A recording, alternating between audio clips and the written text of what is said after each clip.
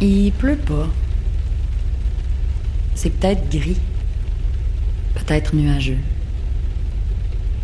Alternance soleil-nuage. J'ai pas de souvenir précis de la lumière, mais elle est pas éblouissante. Je regarde par la fenêtre de l'autobus. Les petits, ceux avec une dizaine de places à l'intérieur, je suis en maternelle. La fin de l'année scolaire approche presque. C'est les années 90 pour ceux qui se le demandent. Le chauffeur s'arrête devant chez moi, mais je me lève pas pour descendre. Je fixe le dossier du banc devant moi. Il est recouvert d'une patch et est rapiécé. Turquoise sur turquoise fondu. Le chauffeur m'appelle par mon nom, il veut que je descende. Mon immobilisme le dérange. Il a, lui aussi, peut-être des enfants.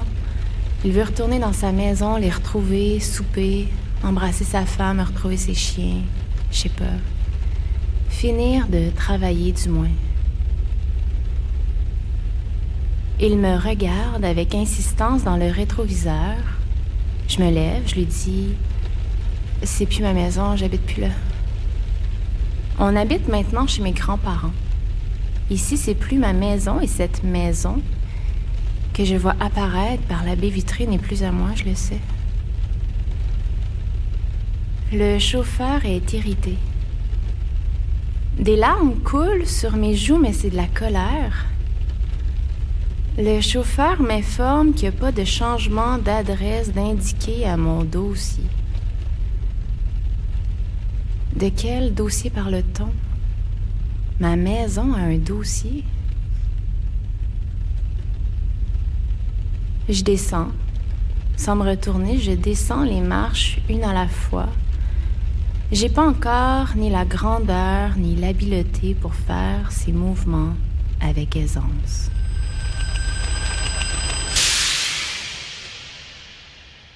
Les cris des autres enfants à l'intérieur s'éloignent de plus en plus. Je me retrouve devant la façade de ma maison qui est plus ma maison. Je la reconnais. C'est une maison blanche, avec des lignes horizontales rouges et un petit balcon en avant. Si tu la regardes en face, elle semble minuscule, mais elle est si profonde. C'est une maison roulotte, avec un sous-sol, je sais, c'est bizarre. Comment c'est possible? Devant la maison, il y a moi, qui y fait face, mais entre moi et la maison, il y a cet homme que je regarde en levant la tête vers le ciel. Il me fait pas peur. Il me fait entrer dans sa maison, qui était la mienne, quelques jours plus tôt. À l'intérieur, je reconnais plus rien de ce qui était ma table. Le tapis dans l'entrée est différent. Les meubles du salon sont placés dans un sens qui n'en fait pas. Le lave-vaisselle ne déborde plus, laissant échapper un amas de savon douillet au sol. Le chat n'est plus sur le divan rose, c'est étrange. Ça sent ailleurs. Je comprends à ce moment que ma mère savait rendre les espaces confortables. Dans la salle de jeu, il n'y a plus de jouets, mais un téléviseur au centre de la pièce, juste à côté du poêle à bois. Le poêle à bois qui est toujours le même, un repère dans l'espace, le temps et l'affect et l'attachement. Un point d'ancrage qui m'indique que je suis bien ici, chez moi.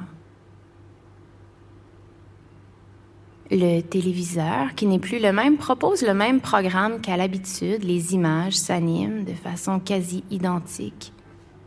Les couleurs sont légèrement différentes, plus contrastées. Les personnages parlent avec la même intonation, le même rythme, c'est à s'y méprendre. Quand j'élargis mon champ de vision, je me rends compte du subterfuge. Le cadre de la télé est en bois, encastré. Un meuble qui s'arrête au sol.